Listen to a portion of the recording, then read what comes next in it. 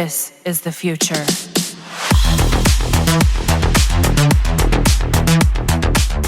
Hello everyone and welcome back to another Warframe video. In today's video, I just want to talk about Prime Resurgence and one of the best Prime Warframes finally getting a resurgence after years of waiting. But before we start, I would like to warn you that I am including several chapters in this video for new players. If you are a long-time player, please refer to the video chapters below if you are just here for the main content. Thank you, and now let's dive into the video. First of all, I want to discuss briefly what is Prime Resurgence. This is a system wherein vaulted void relic drops and bounties and void mission drop tables are replaced with a new currency called Aya, which can be traded with Varzia and Maru's Bazaar, or from the market console in the player's orbiter.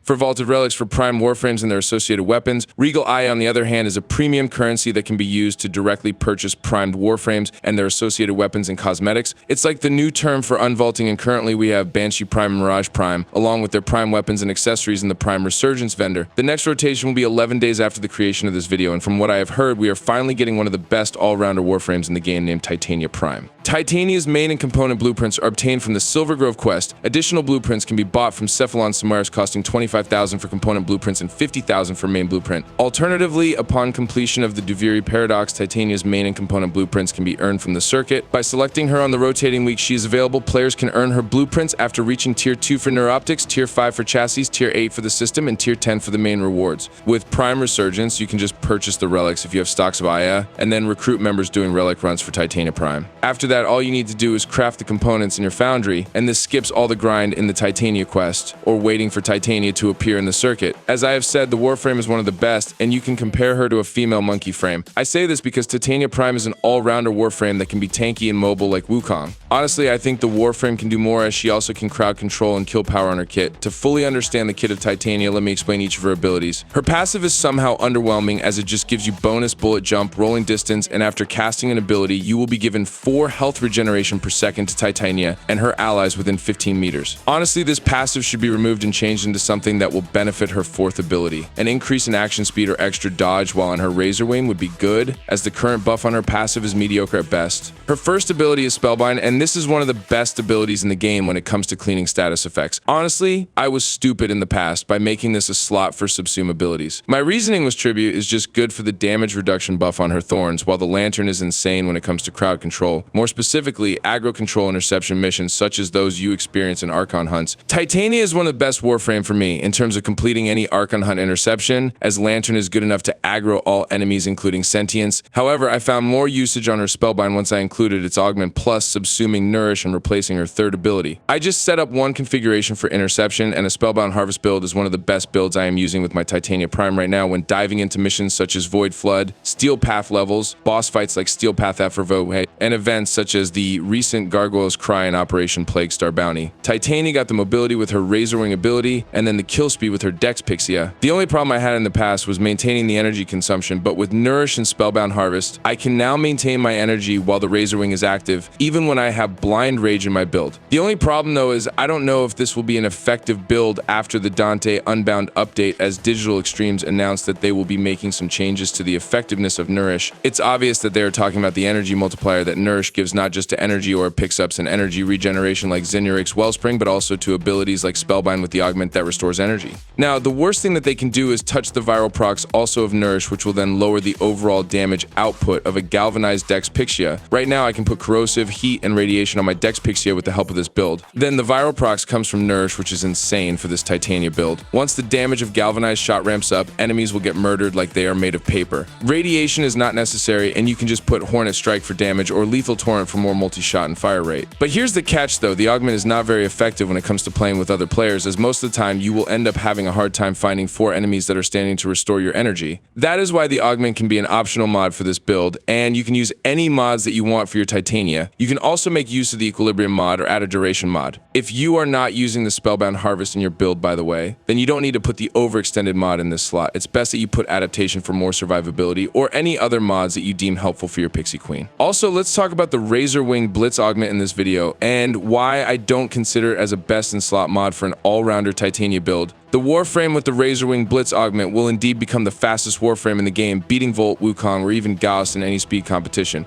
But the problem is that you will become so fast that you can't play her outside of open world areas. Most likely, you will be bumping into corners and you will get annoyed by how the Warframe becomes uncontrollable with the augment. In addition, the fire rate buff of the augment becomes a nuisance because it will drain your Dex Pixie ammunition fast. It's not troublesome as Dex Pixie has unlimited ammunition and it can just recharge, but the fire rate buff is just ridiculous. This is one of those augments that is great in paper, but not so good when used in real missions. However, there's some good application to this if you are a new player that can't afford Arcane Velocity just yet, or don't have the necessary mods for a max Titania build, then Razorwing Blitz is a good augment. It could be a perfect substitute for the Spellbound Harvest augment, but be warned though, as the mobility can trigger you most of the time. Another build that you should try is the Relic Runner Titania with the Thermal Sunder Subsume in the Warframe. This is for farming Void Fissure missions, and the concept here is to finish the missions with nuking and mobility while playing Titania. This mod setup is especially tailored in normal star chart, wherein you want to farm Void Fissure, exterminate, or capture missions. Sadly, this doesn't do well in Steel Path levels, but can be used in other normal star chart missions if you are farming and want to kill enemies and reach the extraction point at the fastest time possible. Also, let me talk about the Sada's Whisper build for Titania, which perfectly pairs with her Dex Pixia modded for Galvanized status mods.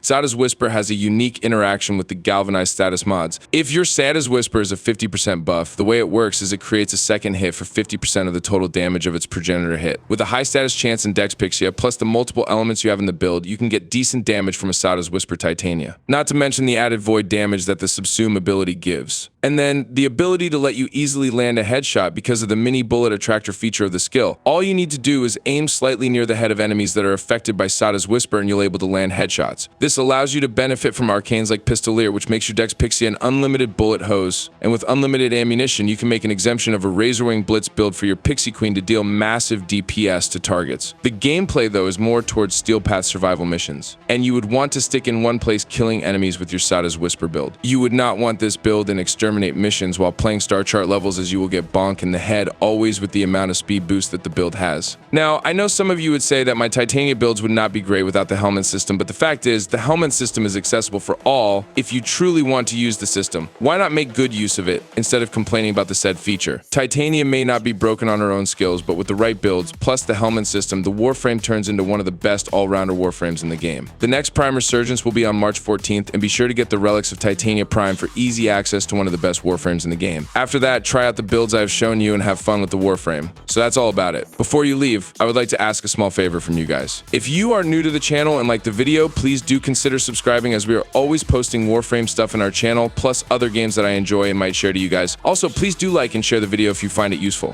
Thank you so much for watching, and I hope to see you again in my next video. Squad Leader signing off. This is the future.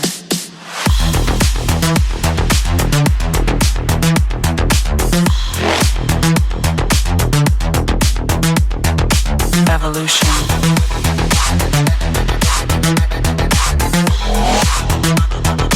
This is the future.